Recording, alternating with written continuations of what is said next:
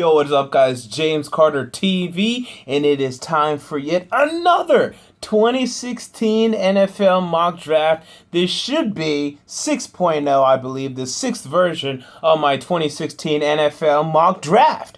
And I'm not changing a lot here. Now, I only did one round. This is post free agency. We went through pretty much the first week of free agency, the first big wave of free agency. There will still be some signings here or there, and I'll come back in 2 weeks and I'll have a real post free agency mock draft for you. But after the first wave, after the big signings have gone down, I wanted to give you all a mock draft, and that is what I have done today. But only one round because I'm very busy this week, unfortunately.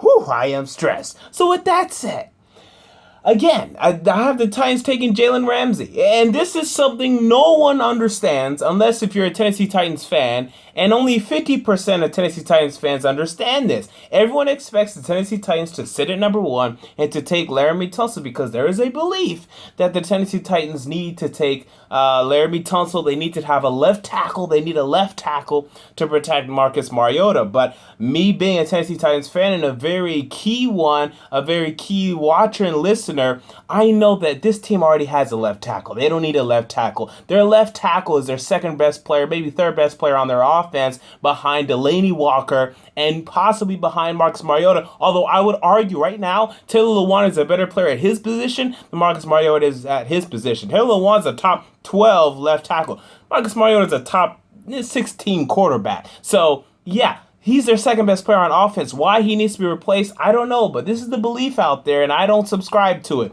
I subscribe to the belief that the Tennessee Titans are going to take Jalen Ramsey with the number one overall pick.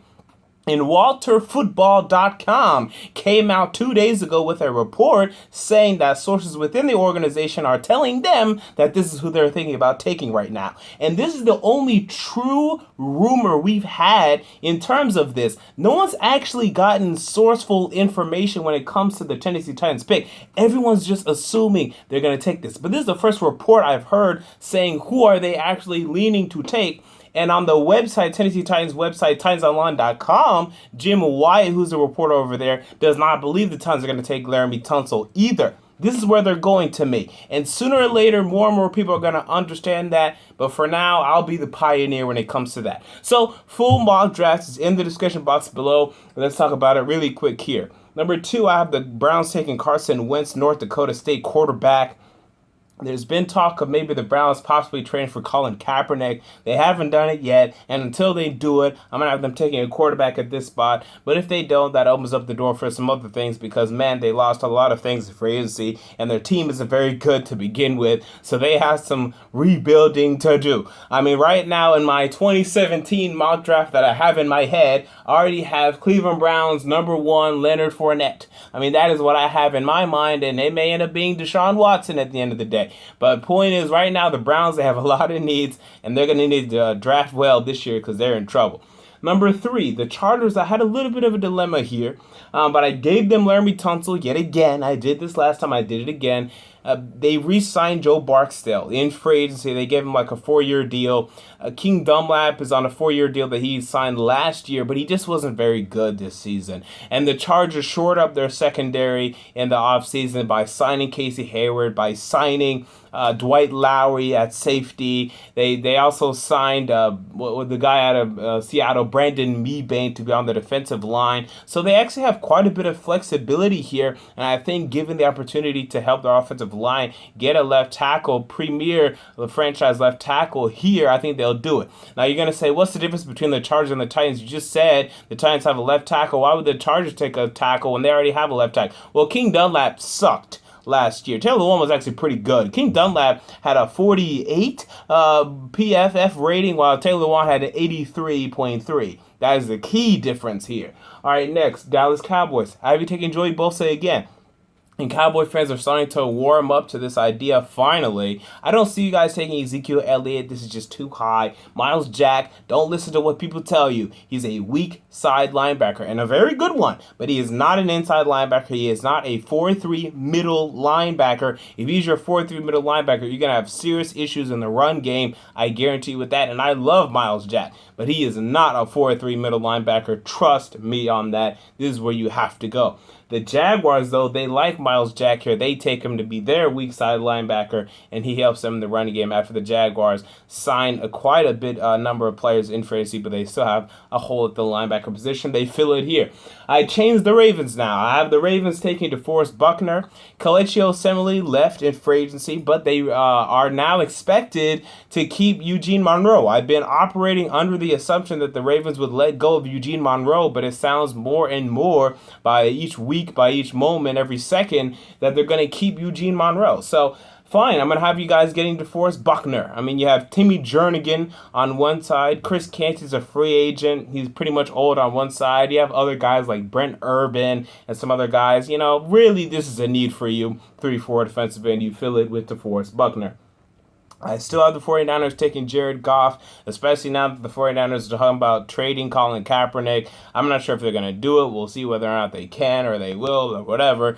But obviously, they're not sold on the quarterback position. They're going to take one. They're going to take one at number 7. Number 8, the Eagles. The Eagles moved up to number 8. They're picking at number 8. And this is the most difficult pick I had in this entire mock draft. I don't know who the Eagles want to take. They keep talking about offensive line. And I don't know why. I mean, interior offensive line, I understand. You know, you have pretty much, you let go of Evan Mathis and Todd Harriman's last season. So the guards, I understand. But they're really talking about taking an offensive tackle, and I don't understand it. I think Jason Peters is just fine. Yeah, he's getting a little old. Yeah, he wasn't very good last season, but I still think he's fine. I still think your 2 tackles are fine. But they're talking a lot right now, and I'm going to believe them. So it's either going to be Ronnie Stanley, which I have, or Vernon Hargreaves, or Ezekiel Elliott. But for now, I like Stanley because they just keep talking about it. I'm going to believe them. But Eagle fans, tell me what you think. I'm sure you're going to disagree. But just know that I don't know what you guys are going to do. And this is where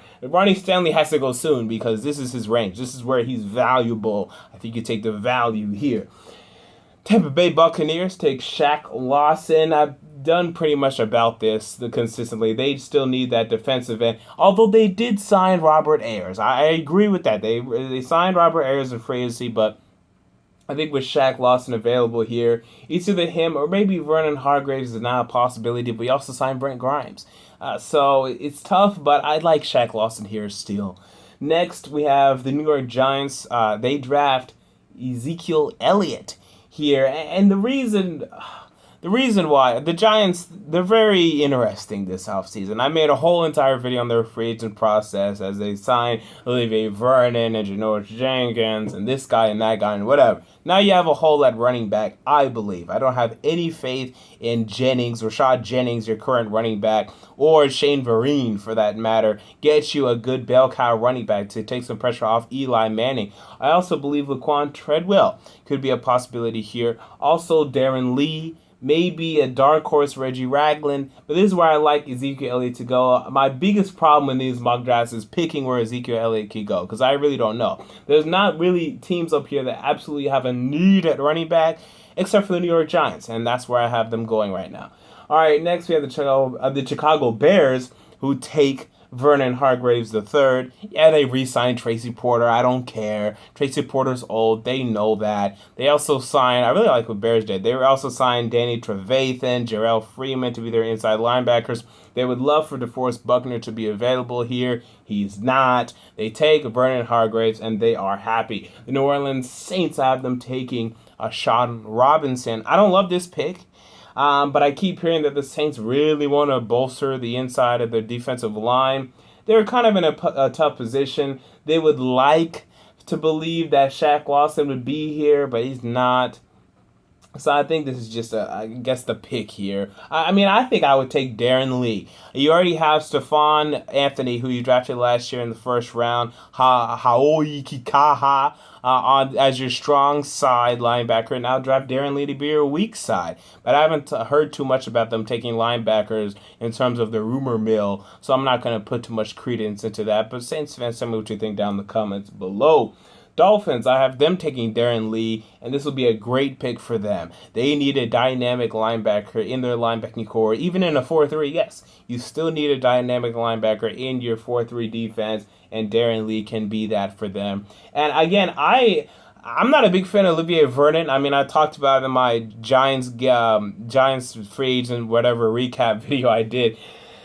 I mean, I understand. He was the second or third best pro football focused guy, and it's nice, but ultimately you got to get sacks. And I think Mario Williams is just going to produce just as much as Olivier Vernon in terms of sacks, if not more. I like the signing, and now with Darron Lee, I think they could really be building something defensively, assuming Byron Maxwell wakes up and Kiko Alonso stays healthy. We'll see about that.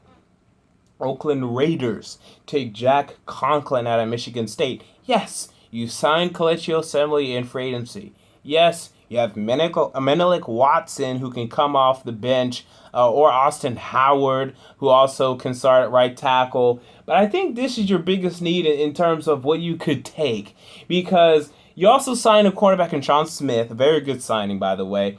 So, cornerback isn't a big need. Your big need's safety. Safety, strong safety, free safety, safety.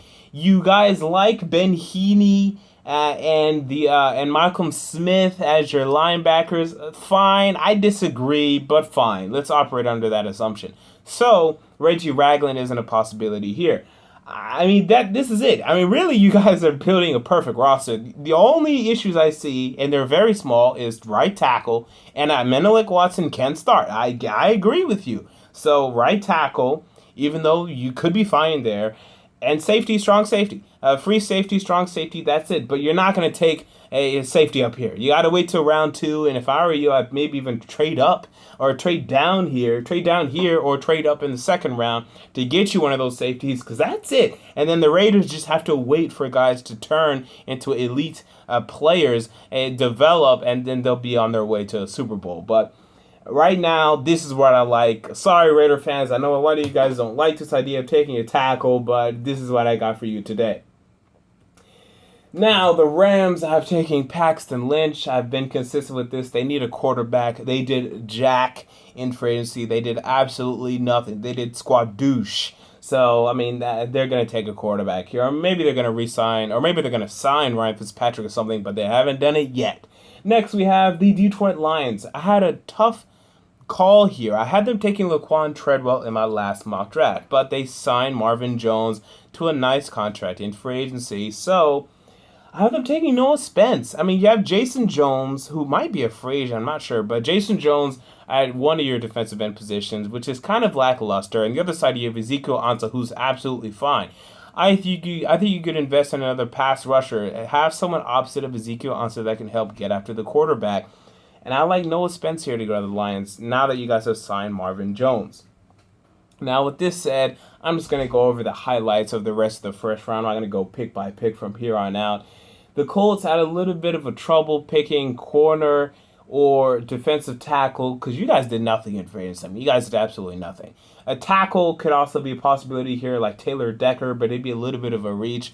I have you guys taking Eli Apple. I mean, Greg Toller left in free agency. I mean, he wasn't very good anyway, but you have DeJohn Smith and Darius Butler behind him. I don't have much faith in those guys. You guys gave away too many passing yards last year. You're going to have to shore that up. You have to shore up the defensive line, the linebackers. I mean, wow. I can't believe how many holes the Colts have, and they haven't filled any of them in free agency. So this is just a crapshoot. I mean, they're going to have to take somebody here. I have the Bills taking Laquan Treadwell, falling all the way down to number 19. And at this point, even though the Bills would love to have a pass rusher, they cannot ignore the fact that Treadwell is sitting here and he can help their offense have another a big key for their offense. I mean, Robert Woods is fine, but you could use another target, another weapon for Tyrod Taylor to use. And I like Laquan Treadwell here.